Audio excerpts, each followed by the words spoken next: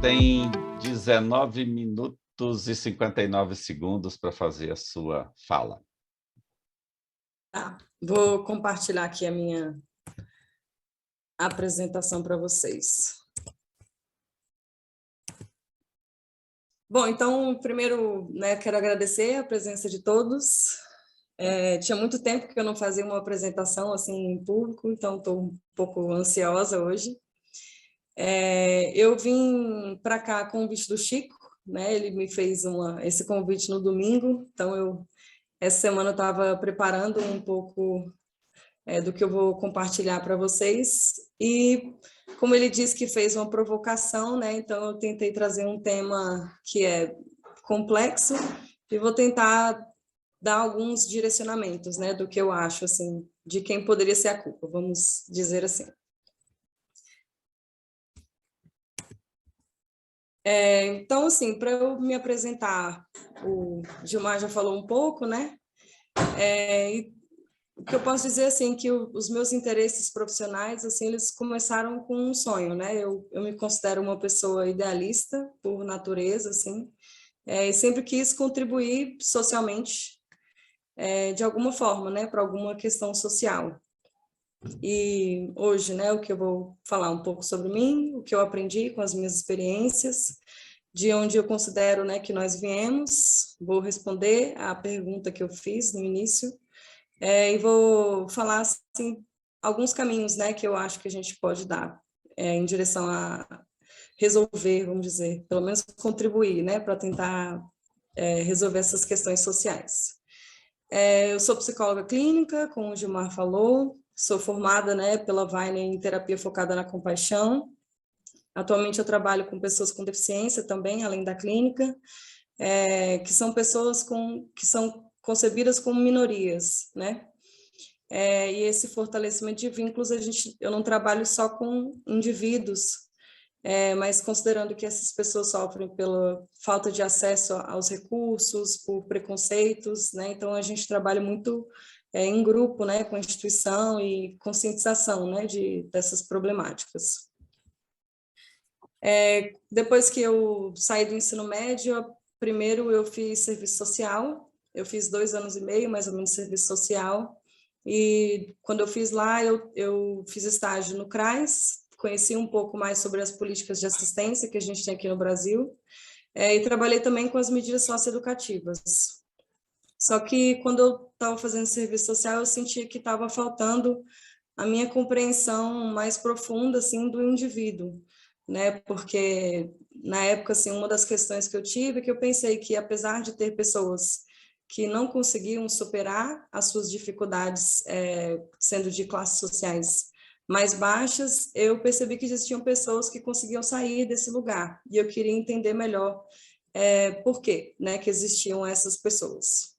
Daí eu transferi o meu curso para psicologia, e mesmo na psicologia eu fui lidando com essas complexidades também, do indivíduo e o lado social, Então eu fiz estágio com mulheres vítimas de violência, eu fiz estágio na clínica e trabalhei também em Santa Luzia, não sei se vocês conhecem, aqui que é lá na Estrutural, que é uma comunidade dentro da Estrutural que foi criada pelos próprios catadores. Isso me fez perceber, assim, mudando de curso, assim, tentando encontrar ferramentas, vamos dizer assim, que a fragmentação desse conhecimento, esse olhar bem especialista, assim, me fazia perder noção de um todo, de as causas do nosso sofrimento, da onde vem, e daí eu fui estudar diferentes áreas, assim, desde história, antropologia, a engenharia genética, que eu vou comentar um pouco aqui mais para frente, e inclusive a psicologia evolucionista. Então, há uns anos, dentro dos estudos sobre o comportamento humano, hoje a gente sabe que a gente não é um indivíduo de uma causa única, então não é só o nosso contexto social que molda quem nós somos, mas também as nossas predisposições, a nossa cultura, o nosso contexto político. Dito isso, eu entendi que a gente tem o que a gente pode dizer de um cérebro complicado. A nossa história como espécie, ela é uma história regada de ao mesmo tempo de muita cooperação, né, entre grupos, a gente também foi uma espécie que foi capaz de ter guerras, né, brigas por territórios, violência entre pares, para aquisição de recursos, de necessidades pessoais, né, enfim. Só que, olhando para a nossa biologia, né, eu sou extremamente contra a ideia de um determinismo biológico. Por quê? Tem o projeto Genoma, né, que ele é baseado dentro da engenharia genética, que ele foi criado mais ou menos nos anos 1990 para tentar entender assim como entender o nosso mapeamento genético e como que os genes se despertam, enfim, eles quiseram compreender melhor sobre quem nós somos como um todo, assim, olhando bem para a nossa fisiologia. E o que a gente descobriu, assim, é que a gente não tem nenhum gene específico, né, para dizer que uma pessoa se transformou teve um transtorno de personalidade antissocial ou tem um transtorno mental, porque nenhum desses traços eles são hereditários, mas dependendo do ambiente onde essas pessoas se desenvolvem, elas podem acabar desenvolvendo determinados tipos de estratégias para sobreviver, né? Hoje a gente sabe assim que a nossa espécie ela é basicamente feita para tentar sobreviver e para a reprodução da nossa espécie. E, por exemplo, né, assim, a gente às vezes esquece, né, que no nosso mundo a gente tem diversas outras espécies e a gente é só uma delas, mas diferente de um leão, por exemplo, que não pode racionalizar, né, sobre o seu próprio comportamento, entender que ele está fazendo mal para alguma presa ou que de repente caçar pode contribuir para a extinção de alguma espécie, a gente é uma espécie que pode tomar consciência, né, do lugar onde nós estamos e do que nós podemos fazer a respeito disso. Eu trouxe aqui, eu não vou ler, né, se alguém quiser depois eu posso mandar essa apresentação, mas esse Atlas da violência do IPEA, né, para mostrar que é muito perigoso quando às vezes a gente usa argumentos reducionistas que simplificam, né, a nossa realidade, assim, para dizer que uma pessoa cometeu violência porque ela quis, ou então uma pessoa que sofreu violência porque ela quis, né? A ideia desse gráfico aqui, desse infográfico, é para mostrar que isso é um fenômeno social, né? E que existem diversas variáveis, existem muitas causas para isso. Esse aqui é um presídio aqui do Brasil, né, de Porto Alegre, e eu trouxe essa imagem para mostrar que, assim, a gente, apesar de achar, né, que o nosso país, assim, a gente tem um código penal, assim, que é muito atuante, a gente é um país que está no 3º ranking mundial, né, de índice de reincidência de pessoas que são presas e acabam voltando depois para a cadeia, né? Então, assim, para tentar resumir, né? Se nós somos uma espécie, né, que tem também dentro do seu gene, assim, a capacidade de ter uma mentalidade competitiva, hierarquias de poder, a gente também é uma espécie que é capaz de cooperar, né, entre grupos, e tudo vai depender de quais são as nossas motivações para as nossas ações e qual é o nosso objetivo fim, né? Então, eu coloco aqui que um cérebro, né, que não se conhece, um organismo que não se conhece, ele pode ser muito perigoso, pode ser muito crítico, julgar, né, muitas pessoas e pode ser, inclusive, muito cruel. Então, assim, a minha tese, né, é de que, na verdade, ninguém tem culpa, né, porque a gente vive em um mundo muito complexo, onde nós não estávamos preparados, né, para lidar com tantas mudanças e tantas incertezas. A nossa espécie, ela vem de pequenos grupos, assim, de comunidades de 100 pessoas, mais ou menos, né, hoje em dia, a gente já não tem mais tanto isso e os indivíduos se desenvolvem também em carreiras super diferentes, né? Se você for pensar assim, há 100 anos atrás, a gente não tinha como eu digo, né, um motorista de um drone, não é bem um motorista, mas Enfim, espero que vocês entendam. E o que eu quero dizer, assim, eu sei que às vezes causa um estranhamento, né? Assim, como assim, então, se ninguém tem culpa, né? O que eu quero dizer, assim, é que a gente não tem um organismo que ele foi feito por nós, né? Que a gente não teve uma escolha sobre quem nós seríamos, o nosso biotipo, o nosso cabelo, a nossa orientação sexual. A gente não escolheu boa parte do nosso aparato fisiológico. E a gente também não escolheu o mundo que nós viríamos, né? Nossa família. E o que não quer dizer, né, que não seja nossa responsabilidade. Então, eu acredito assim, né, que depois que a gente toma consciência de que todos esses processos estão acontecendo ao mesmo tempo, que a gente pode tomar a nossa responsabilidade para agir de uma forma diferente.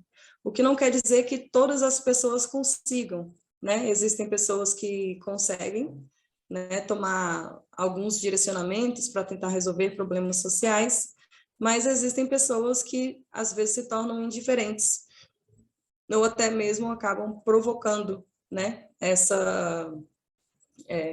piorando, vamos dizer assim, essas mazelas sociais. E um exemplo que eu coloco aqui é que há 100 anos atrás a gente não tinha tanta clareza de que os combustíveis fósseis eles podiam poluir, né, a nossa atmosfera e causar danos, né, ao nosso mundo. Hoje a gente já sabe, a gente tem evidências, né, de que a poluição ela contribui muito para o nosso aquecimento global, mas existem pessoas, existem empresas, existem políticos que não dão tanta atenção ou que não se importam ou que às vezes fazem mesmo sabendo, né, que a gente pode sofrer e com certeza iremos sofrer as consequências disso no futuro. Então, pensando, né, nesse início, como eu falei, do meu sonho, no início da pandemia, assim, eu percebi que nesse trabalho de tentar prevenir a violência, de tentar contribuir para um mundo com mais paz, que eu decidi que eu iria atuar especificamente com a população carcerária, porque eu quero entender melhor como que essa ressocialização pode ser feita, né? Existem grupos já que fazem esse tipo de trabalho. Daí eu decidi que eu iria aplicar para os mestrados na Inglaterra, porque um dos meus valores é que a gente busque as melhores evidências disponíveis, os melhores profissionais que estejam mais engajados, né? Então, em resumo, basicamente esse é o meu objeto de estudo. Obrigada. Aguardo aí quem deseja fazer um questionamento à nossa palestrante. Eu tenho um questionamento que eu gostaria de fazer. Eu posso fazer? Por favor, presidente. Ô, Manuela, você colocou, por meio daquele infográfico, um conjunto de situações que mostram o cenário como ele é. O Rotary é uma instituição que não visa a filantropia. Ela visa, na realidade, fazer o que nós denominamos de serviço. E nós temos como consciência de que nós, enquanto Rotary, não conseguiremos resolver todas as questões no mundo. Nós sabemos e podemos fazer determinadas questões e resolver determinadas questões. E, minimamente, se a gente estiver resolvendo uma questão, a gente já se dá por satisfeito. Você colocou aquele infográfico, e aí eu pergunto para você, como é que você quer resolver o problema do mundo? Você é uma mulher, você está aqui no Brasil, e você colocou tudo como sendo assim, aqui nós temos os problemas e eu vou estudar isso para tentar resolver. É isso mesmo? Como é que é? Conversa aqui um pouco. Delineie melhor isso para mim, Deus do céu, Nossa Senhora. Ô, Manuela, antes de você iniciar a sua resposta, eu queria fazer uma observação, se me permitem. Isso não é uma pergunta, isso é uma chave de braço. Mas o presidente tem, de certa forma, alguma razão, porque o Rotary é internacional, então nós temos o mundo todo para tomar conta ou para prestar serviço. Eu devolvo a palavra para você, Manuela. Adorei a pergunta, Chico. A minha ideia, né, de colocar o infográfico foi, na verdade, para trazer assim como conscientização, né? Porque, assim, por exemplo, é muito comum as pessoas mais leigas usarem argumentos assim, de senso comum. A mulher sofreu violência porque quis, ou ainda permanece nesse lugar porque quer, porque não tem força de vontade suficiente, né? E a minha ideia, na verdade, é para tirar isso de que esses fenômenos são individuais, né? Que isso é extremamente complexo, mesmo de ser entendido.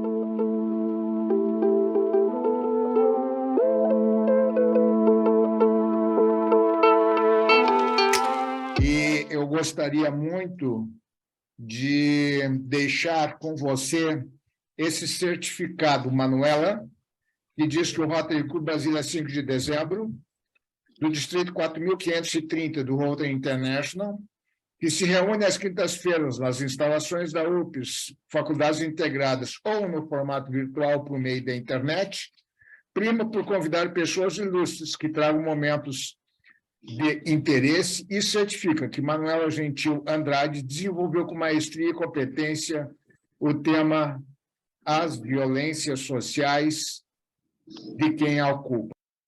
Bom, a nossa palestrante de hoje, ela é formada em psicologia, então habilitada psicólogo, né, em 2017 pela Universidade de Brasília, UNB, né, está na Ampare, né, desde julho de 2022, na função de psicóloga, né, psicossocial, com atividades como promoção e fortalecimento de vínculos entre assistidos, familiares, equipe técnica e educadores, mediação de interesses entre assistidos, poder judiciário e demais órgãos competentes aos serviços de habilitação e reabilitação de pessoas com deficiência.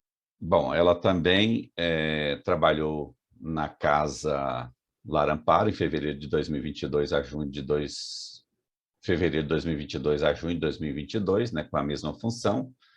Trabalha também na psicologia clínica com atendimentos online desde janeiro de 2021, realizando psicologia clínica, né?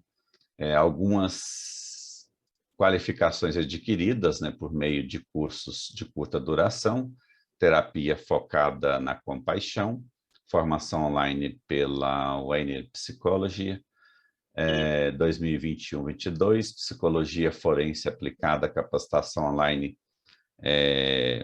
pelo Tese Persona, né, 2022, curso de extensão em psicologia jurídica, análises psicologia 2021, fez intercâmbio para Colorado, né, Estados Unidos, né, em 2014, né, no dezembro de 2014 a março de 2015.